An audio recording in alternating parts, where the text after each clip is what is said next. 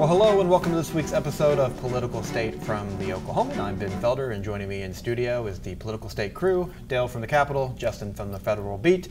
And gentlemen, it feels like summer is fully here. That means the election season is underway, the primaries.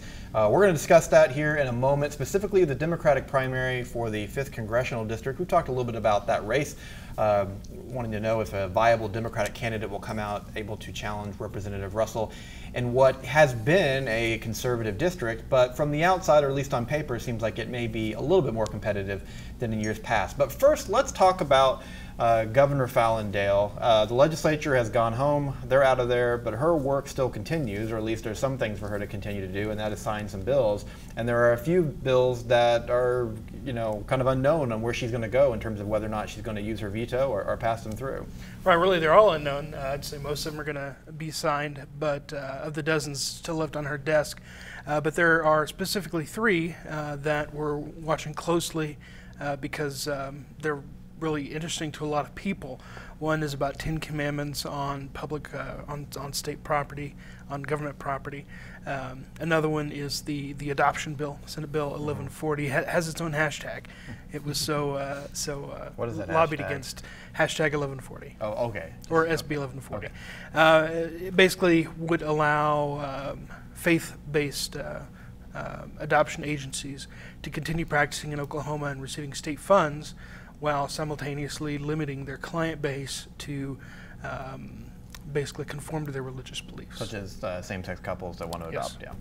And the third is the constitutional carry bill that would allow you, me, anyone who doesn't have a felony record and is at least 21, unless they're a military veteran, carry around a firearm on their person, loaded, unloaded, concealed, unconcealed.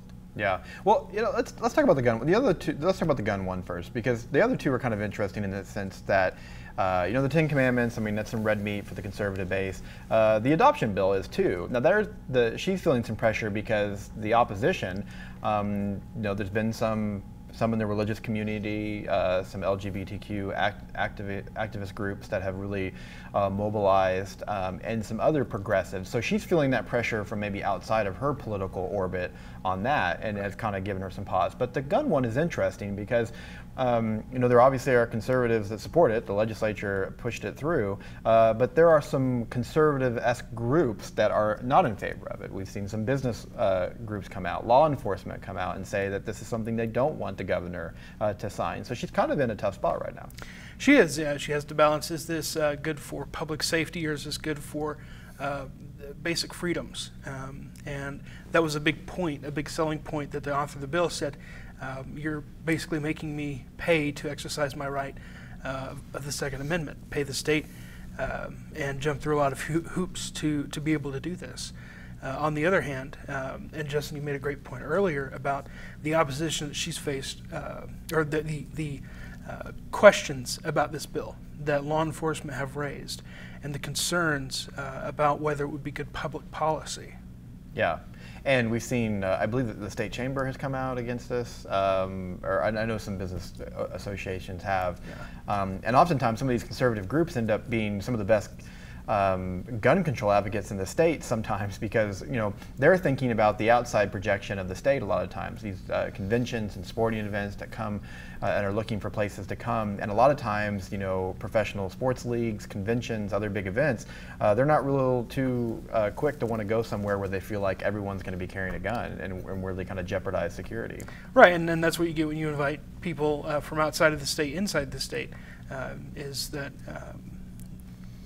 at least part ways they're able to guide your public policy.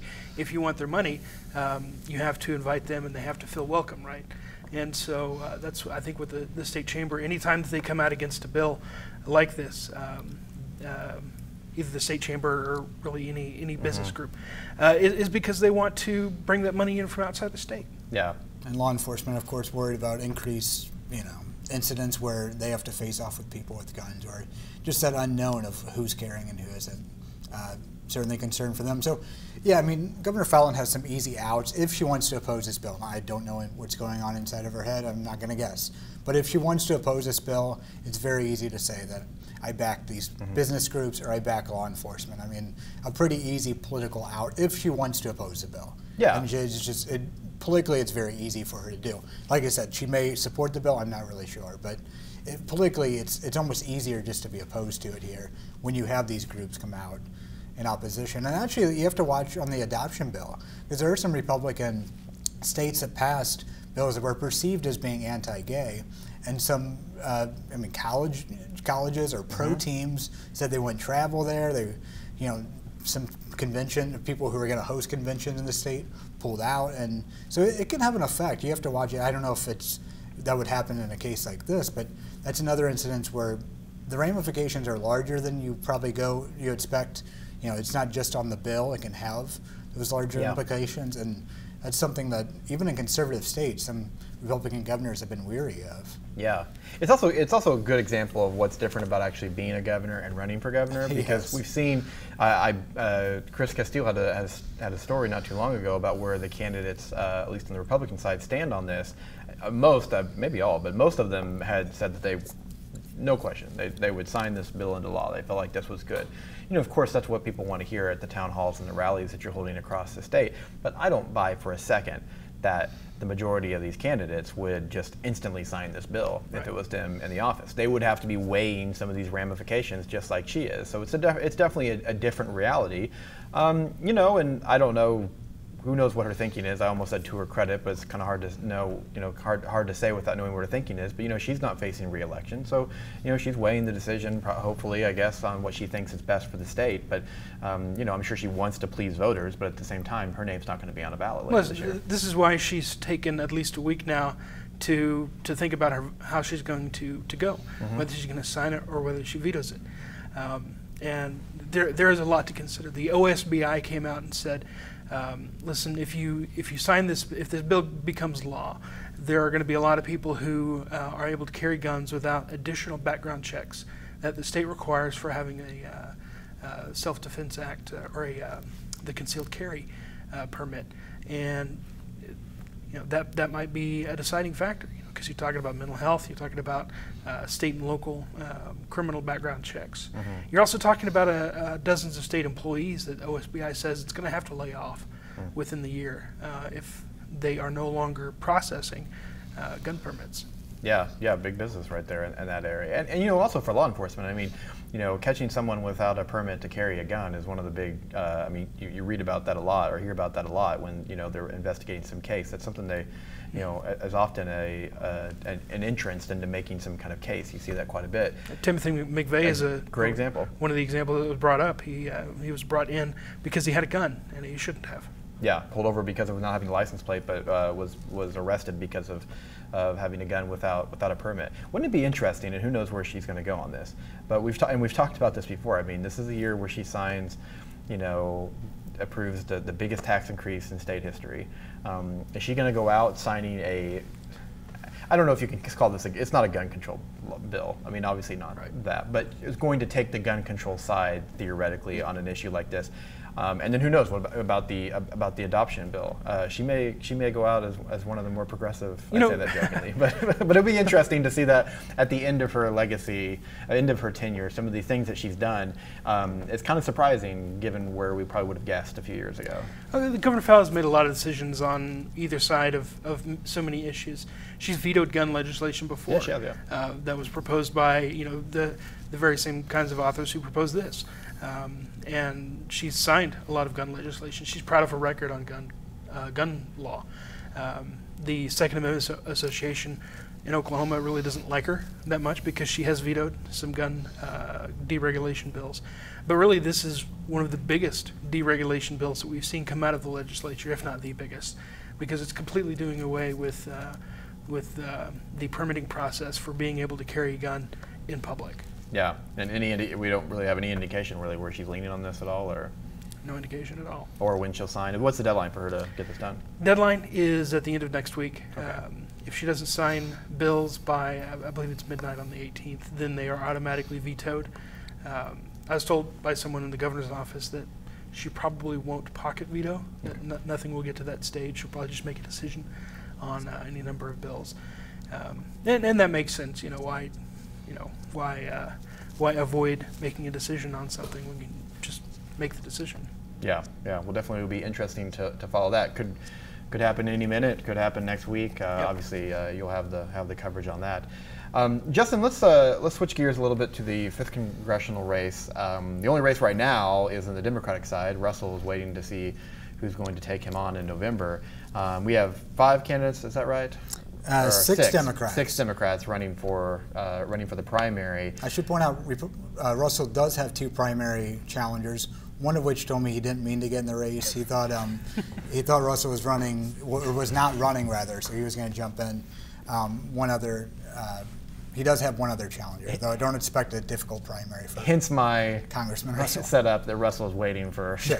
But that's a fair statement. Who knows? We'll see what happens. But for the Democrats, I think we have talked about, the 5th congressional district. It's largely made up of Oklahoma City. If any congressional district is going to go blue at some point, it seems likely that it's going to be this one. Right. When you look at the voting outcomes of recent years, it's not like this is a close to tipping district. I mean, the Republicans have won. Fairly safely in recent elections, but the demographics maybe paint a different story to say that if you saw some an increased voter turnout amongst Democrats, that at least the votes are there to make this competitive and interesting. Sure. You were at a forum this week of 5 of the 6 Democratic candidates. Are these Dems running as conservative Democrats, or are they running more to the progressive side? I mean, what kind of angle or lanes did you see out of this forum and just the election in general? Well, there are no conservative Democrats running, no blue dog Democrats here. I mean, Kendra Horn, who is in Congress as a spokesperson for a blue dog Democrat, by the way, is running as probably the most moderate of the candidates. And she's certainly leading the fundraising race. She's well prepared, kind of the establishment candidate among the Dems. So you have Kendra Horn running as sort of the moderate, but the others are running to the left. I mean, they're pretty progressive candidates. And Tom Guild, who's run several times now, has always been kind of a Bernie Sanders Democrat, which is kind of an ironic term since Sanders isn't technically a Democrat, but people know what I mean by that. I mean, certainly a progressive candidate there. And so he's running on, single-payer health care. He's running on opposition, or, in favor of gun control, opposition to firearms. And he has some competition there on the left. I mean, Ed Porter is running that way. Tyson Todd Mead is running that way as well. So he has a lot of competition on the left, I think. And then you have Kendra Horn with more of a moderate stance. So it'll be interesting to see how this plays in the primary. Let's keep in mind that June 26th, I believe the medical marijuana will be on the ballot, if I'm not mistaken. If I have my dates right? That's yes. Right, okay. I want to double check that. I thought so. So that would be interesting if that brings out more young pro-marijuana Democrats, and then they tend to go for someone like Tom Guild. But of course, I don't expect with 6 candidates that we'll get one candidate with 50 plus 1. I think you almost certainly have a runoff here between the top 2 candidates. So we'll see. But the forum was the first forum and probably the only forum among Democrats before the June 26th primary. So I had a story in today's paper, and I'll have another story in Sunday's paper looking at what those candidates had to say and how they kind of differentiate between themselves. So it sounds like, I mean, this is really just going to be a name recognition race. I mean, in a lot of ways. I mean, like you said, just one forum. I don't know how heavy these candidates are. I mean, they're definitely not. It's obviously it's different when you're running a congressional race compared to a gubernatorial campaign, but I mean, it doesn't, they're not having a slate of forums every week. There's not, I mean, what kind of race is this? I mean, what do you feel like is kind of the strategy to try to win this Democratic primary in the CD5?